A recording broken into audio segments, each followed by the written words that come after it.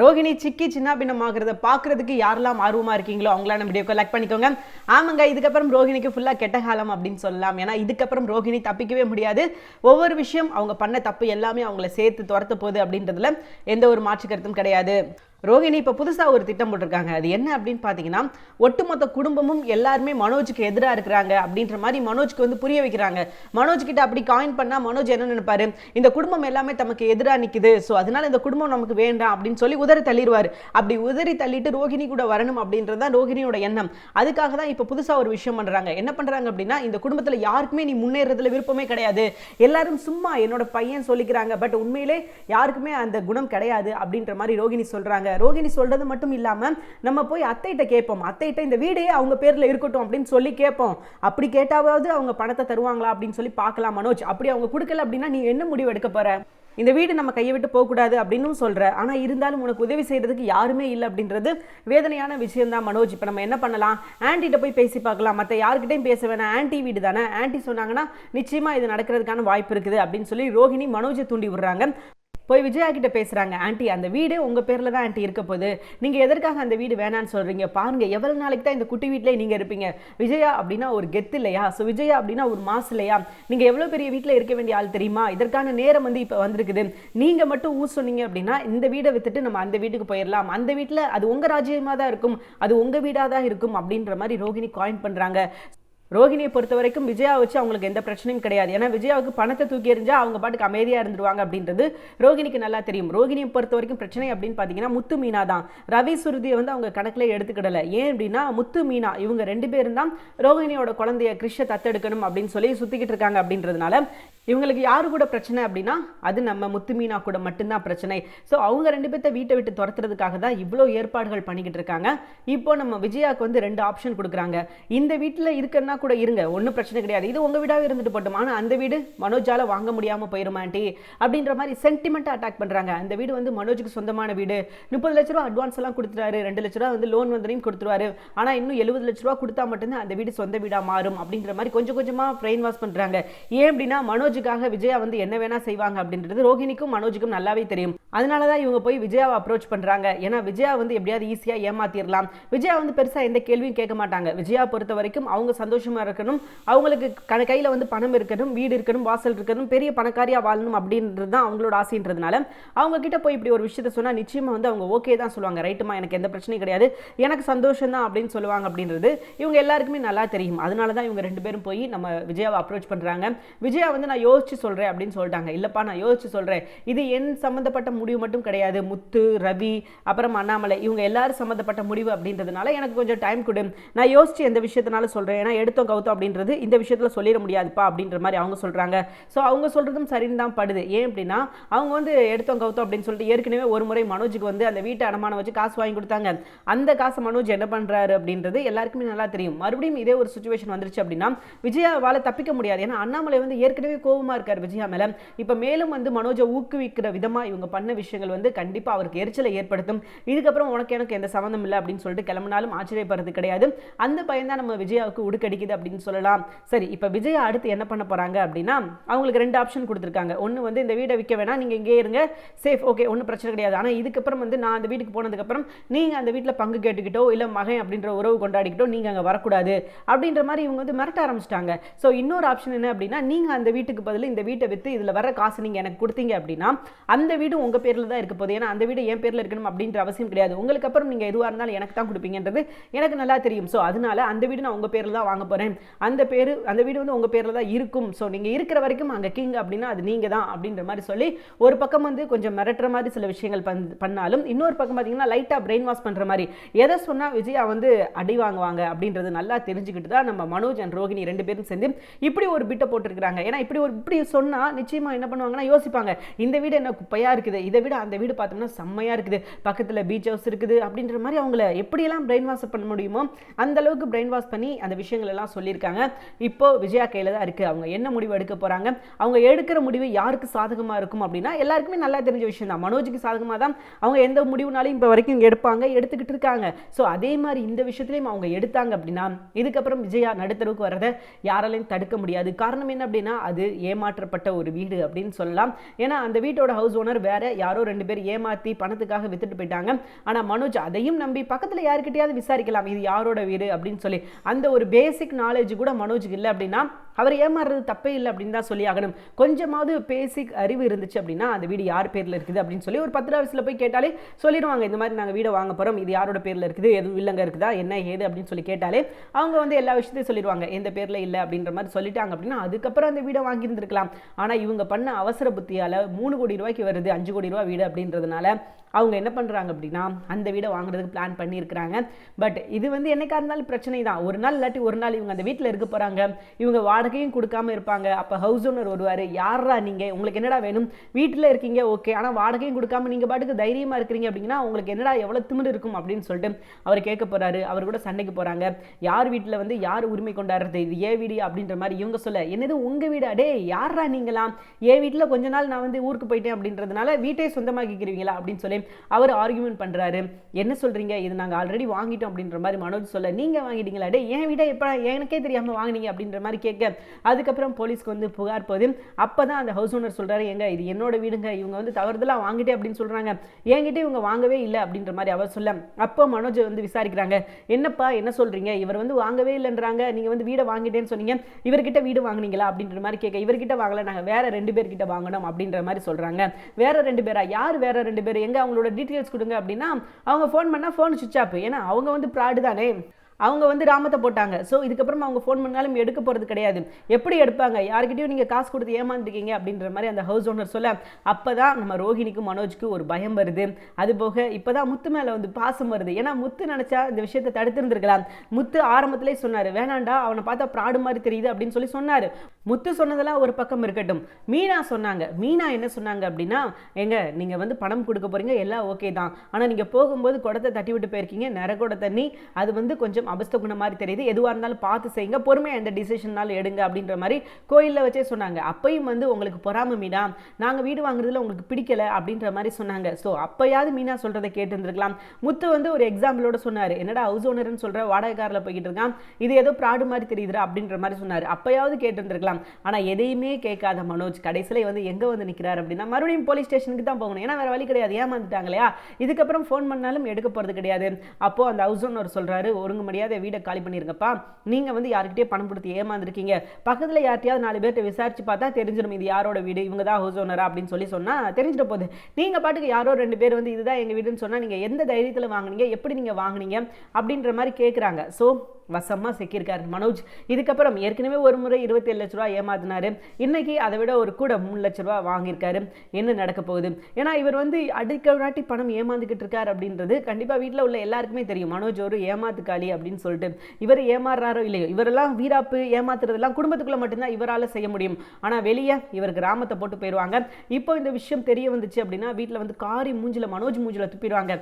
ஆரம்பத்திலே மீனாவை சொன்னாங்க, நான் உங்களுக்கு அப்போதே சொன்னேன் இல்லைங்க, இது வந்து தப்பாக இருக்குது வாங்காதீங்க அப்படின்னு சொல்லி சொன்னேன், நீங்க கேட்டீங்களா அப்படின்ற மாதிரி மீனா சொல்லுவாங்க. முத்து கேட்பாரு, என்ன மீனா என்ன சொல்ற, நீ ஆரம்பத்திலே இந்த வீட்டை வாங்க வேணாம்னு இவங்க கிட்ட சொன்னியா அப்படின்ற மாதிரி கேட்க, ஆமாங்க நான் ஆரம்பத்திலே சொன்னேன், இவங்க கோயிலில் வச்சு தான் பணம் கொடுக்க வந்தாங்க, அப்போ இந்த மாதிரி ஒரு சம்பவம் நடந்தது, எங்க அம்மா சொன்னாங்க இப்படி சம்பவம் நடந்தா அவஸ்தை குணம், இந்த விஷயம் எந்த விஷயம் பண்ண போறாங்களோ அதை வந்து ஸ்டாப் பண்ண சொல்லுங்க அப்படின்ற மாதிரி சொன்னாங்க. ஒரு 2-3 நாள் கழிச்சு கூட கொடுக்கலாம் அப்படின்னு சொன்னாங்க. நான் அதை தான் போய் இவங்க கிட்ட சொன்னேன், என் மனசு உறுத்தலா இருந்தது, 1000 தான் இருந்தாலும் நீங்க நம்ம ஒரே வீட்டில் இருக்கிறோம், எல்லாரும் நம்ம ரிலேட்டிவ் அப்படின்றதுனால தான் நான் உங்ககிட்ட வந்து சொன்னேன், இந்த விஷயத்தை நீங்க ஆறு போட்டு செய்யுங்க அப்படின்னு சொன்னேன், ஆனா இவங்க உடனே செஞ்சாங்க, நான் பொறாமப்படுறேன் அப்படின்னு சொன்னாங்க அப்படின்னு மீனா வந்து முத்து கிட்ட நடந்த விஷயத்த சொல்ல முத்து வந்து அப்படியே சிரிக்க ஆரம்பிச்சிட்டாரு. அப்பவே என் முன்னாடி சொல்லியிருக்கா, ஏதோ பாவம், ஏன்னா நீங்க எல்லாமே அவளுக்கு கெடுதல் தான் பண்ணிருக்கீங்க, நீங்க எல்லா கெடுதலும் பண்ணாலும் அவ உங்களுக்காக இந்த விஷயத்துல நீங்க இறங்காதீங்க அப்படின்னு சொல்லியிருக்கா அப்படின்னா நீங்க யோசிச்சிருக்கணுமா இல்லையா அப்படின்ற மாதிரி நம்ம முத்து கேட்கிறாரு.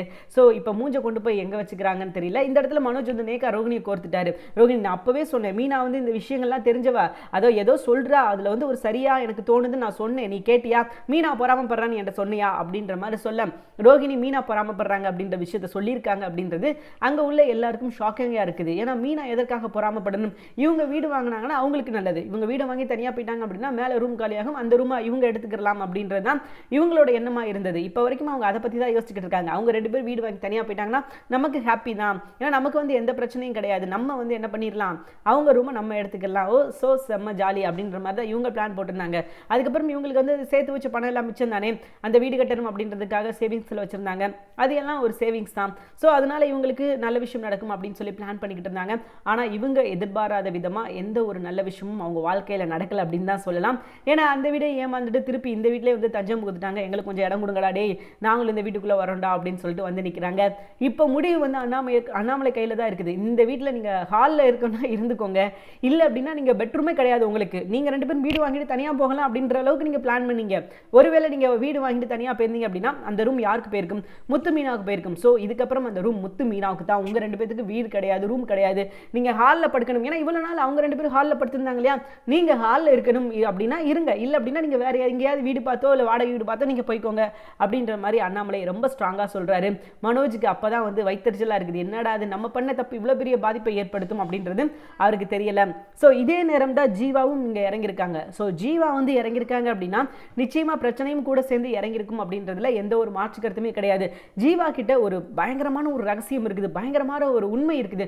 அந்த உண்மை மட்டும் வெளியே வந்துச்சு அப்படின்னா மனோஜோட ஆட்டம் டோட்டலாக காலியாயிரும். ஏன்னா இப்போ மனோஜை வந்து ஏமாத்துக்காரன் அப்படின்னு சொல்லும் போது அவர் வந்து வாய் தவிர யாரை ஏமாத்துக்காரன் ஏமாறுறவன் அப்படின்னு சொல்கிறீங்க, நான்லாம் ஏமாறல, நான் அந்த 27 லட்ச ரூபா எப்போயோ வாங்கிட்டேன் தெரியுமா, உங்களுக்கு தான் தெரியாது அப்படின்ற மாதிரி சொல்கிறாரு. என்னடா சொல்கிற, நீ வந்து 27 லட்ச ரூபா நீ வாங்கினியா அப்படின்ற மாதிரி கேட்கும்போது மேபி வாய் தவறி உண்மையை சொன்னார் அப்படின்னா ஆமாம் அந்த 27 லட்ச ரூபாய் நான் அப்போவே நான் பிடிங்கிட்டேன், அதில் தான் இந்த பிஸ்னஸே ஸ்டார்ட் பண்ணேன் அப்படின்ற மாதிரி சொல்ல அப்போ தான் முத்துவுக்கு வந்து தெரிய வருது, ஓகே இவன் தான் அந்த ப்ராடா, அதாவது நம்ம ஜீவா சொன்ன ப்ராடு இவன் தானா அப்படின்ற மாதிரி அவங்க கெஸ் பண்ணிக்கிறார் முத்து. அப்போ இவங்களுக்கும் அவங்களுக்கு தான் சம்மந்தம் இருக்குது அப்படின்றத முத்து புரிஞ்சுக்கிறாரு. ஸோ பஞ்சாயத்து ஸ்டார்ட் அப்படின்னு சொல்லலாம்.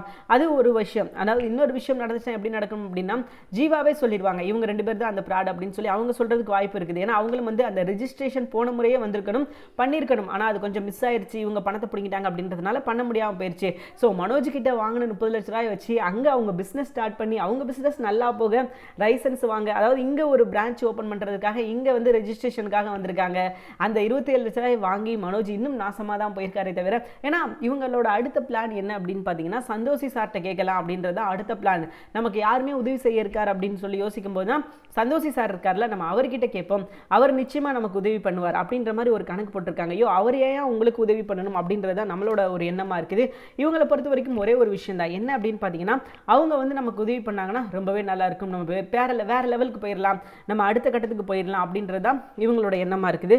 ஸோ நிச்சயமாக இது எல்லாத்துக்கும் ஒரு முற்றுப்புள்ளி வைக்கணும் அப்படின்றது தான் நம்மளோட ஆசை. கண்டிப்பாக இவங்க நினைக்கிற விஷயங்கள் எதுவுமே நடக்க போகிறது கிடையாது அப்படின்றதுல எந்த ஒரு மாற்று கருத்தும் கிடையாது.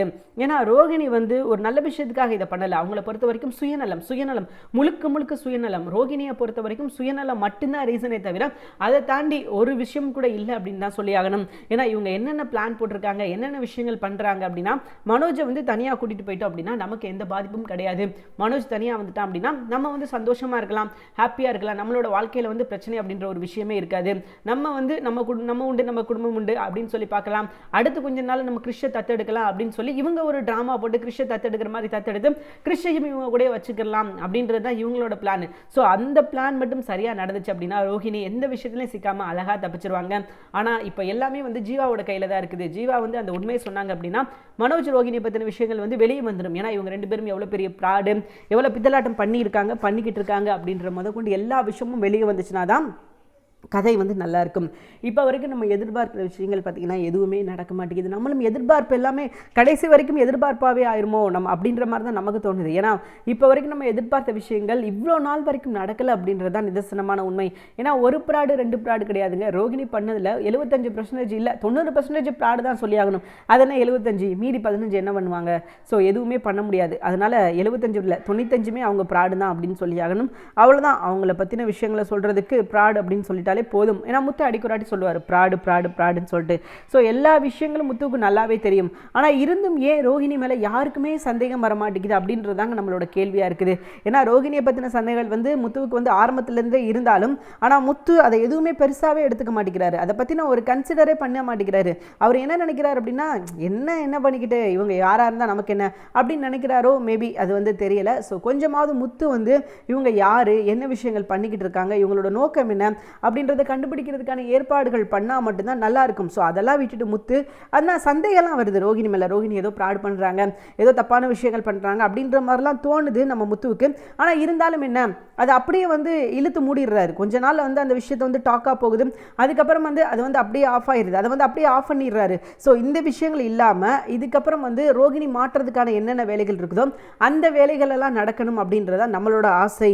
ஸோ அதுதான் நம்மளோட கனவாக இருக்குது, நம்மளோட லட்சியமாக இருக்குது. நீங்கள் இவங்க பண்ணுறாங்களோ இல்லையோ நம்மளோட ஆசை, நம்மளோட கனவு அது எல்லாமே ரோஹிணி எப்போ மாட்டுவா அப்படின்ற ஒரு எதிர்பார்ப்பில் தான் இருக்குது. அதையாவது இவங்க புரிஞ்சுக்கிட்டு அந்த விஷயத்தையாவது இவங்க நிறைவேற்றினாங்கன்னா ரொம்பவே நல்லா இருக்கும். ஏன்னா இவ்வளோ நாள் சீரியல் பார்க்குறோம் இல்லையா, நம்மளோட ஆசைக்காகவது கொஞ்சமாவது நம்ம பாவம் அப்படின்னு சொல்லி நினச்சாவது ஸோ இவங்க மாட்டினாங்கன்னா ரொம்பவே நல்லாயிருக்கும். இன்னொரு பக்கம் பார்த்தீங்கன்னா மீனா முத்து அவங்கள பற்றி சொல்லியே ஆகணும். அவங்க என்ன தான் பண்ணுறாங்க அப்படின்றது இப்போ வரைக்கும் நமக்கு தெரியல. அந்த 2 கேரக்டர் ஏன் இருக்குது, அந்த ஜீவன் என்ன பண்ணுது அப்படின்றதும் நமக்கு தெரியலை. ஏன்னா இவங்க தான் அடுத்து சிஐடி மாதிரி ஏதோ ஒரு விஷயங்கள் பண்ணணும், கண்டுபிடிக்கணும், ரோகிணியை பற்றின விஷயங்கள் என்ன அப்படின்றது, ரோகிணிக்கு பின்னாடி ஒரு மர்மம் இருக்குது அதை கண்டுபிடிக்கணும் அப்படின்ற விஷயத்த வந்து யோசிக்கிறாங்க, பேசுகிறாங்க. ஆனால் அன்னைக்கு எபிசோடில் பேசுகிறதோட சரி, அடுத்த எபிசோடில் பார்த்தீங்கன்னா அதை பற்றின டாக்கே இருக்காது, அதை பற்றின ஒரு வார்த்தை கூட வராது. ஸோ அடுத்து இவங்க பாட்டுக்கு இவங்க வேலையை பார்ப்பாங்க, அவங்க பாட்டுக்கு அவங்க வேலையை பார்ப்பாங்க, ஆளாளுக்கு அவங்க வேலையை பார்த்துக்கிட்டு இருப்பாங்க. ஆனால் மற்றபடி டாக்கிங் அப்படின்னு பார்த்தீங்கன்னா ஒன்றுமே இருக்காது. அதுதான் நமக்கு இங்கே பிரச்சனை. ஸோ அதை தான் நம்ம வந்து எதிர்க்கிறோம். கொஞ்சமாவது மாற்றுங்கப்பா, இவங்க மாற்றுற மாதிரி 4-5 சீனாவது வைங்கப்பா, எங்கள் ஆறுதலுக்காவது வைங்கப்பா, நாங்களும் எதிர்பார்க்கிறோம் இல்லையா, நாங்களும் மனுஷர்கள் தானே, எங்களுக்கும் சில ஆசை பாசையெல்லாம் இருக்கும் இல்லையா, ஸோ அதையாவது கொஞ்சம் காட்டுங்கப்பா அப்படின்னு சொல்லி நம்ம எதிர்பார்த்துக்கிட்டு இருக்கோம். தயவு செஞ்சு நீங்கள் அந்த மாதிரிலாம் எதுவும் எதிர்பார்க்கிறாதீங்க. இப்போதைக்கு நடக்கிறதுக்கான வாய்ப்பே கிடையாது, நாங்கள் நடத்தி வைக்க மாட்டோம். நீங்கள் ஆசைப்படுறதெல்லாம் உங்களோட உரிமை, உங்களோட கடமை, பட் நாங்கள் அதை நிறைவேற்றணும் அப்படின்றது சொல்கிறதுக்கு ஒரு ஆப்ஷன் கிடையாது. நீங்கள் அப்படிலாம் நினைக்காதீங்க அப்படின்ற மாதிரி தான் சொல்லிக்கிட்டு இருக்காங்க. ஸோ நம்மளோட கனவு, நம்மளோட லட்சியம் கடைசி வரைக்கும் ஒரு கனவாகவே போயிருமோ அப்படின்ற ஒரு எண்ணம் இருக்குது. உங்களுக்கும் அதே எண்ணம் இருக்கும் அப்படின்றது ரொம்ப நல்லா தெரியுது. ஸோ கொஞ்சமாவது பார்த்தீங்கன்னா முத்து மீனாவுக்கு ஃபேவராக சில விஷயங்கள் நாங்கள் அப்படியே வந்து ஒட்டுமொத்தமாக ஃபேவராக தூக்கி நீங்கள் அவங்களுக்கே பண்ணுங்க அப்படின்லாம் சொல்லலை, கொஞ்சமாவது மாற்றி பண்ணுங்க அப்படின்னு தான் நம்ம எதிர்பார்க்கிறோம். சரி, இப்போ ரோகிணி மாட்டினா என்ன நடக்கும், ரோகிணி மாட்டினா என்ன, ரோகிணி பற்றின உண்மைகள் வெளியே வரும். அவங்க அங்கிள் தான் இந்த விஷயங்கள்லாம் பண்ணார், அவங்க அப்பா சொல்லி தான் மனோஜ் வந்து பிஸ்னஸ் ஆரம்பித்தார், அவர் தான் பிஸ்னஸ்க்கு 30 லட்ச ரூபா கொடுத்தாரு அப்படின்னு சொல்லி தான் எல்லாருக்கிட்டே வந்து கெத்தாக சொல்லிக்கிட்டு இருக்காங்க. ஆனால் உண்மை என்ன அப்படின்றது வெளியே வந்துச்சு அப்படின்னா இதுக்கப்புறம் அவங்களோட யார் மூஞ்சில் எப்படி முழிப்பாங்க அப்படின்னு சொல்லி தெரியல. ஏன்னா எல்லாரும் என்ன நம்பிக்கிட்டு இருக்காங்க அப்படின்னா ஒருவேளை உண்மையாக இருக்குமோ அப்படின்னு தான் நம்பிக்கிட்டு இருக்காங்க. அவங்க அப்பா கொடுத்துருப்பாரோ இல்லை அவங்க தாத்தா கொடுத்துருப்பாரோ அப்படின்ற மாதிரி அவங்க நினச்சிக்கிட்டு இருக்காங்க. ஆனால் அது கிடையவே கிடையாது, இது எல்லாமே பொய், இது ஒரு ஃப்ராடு.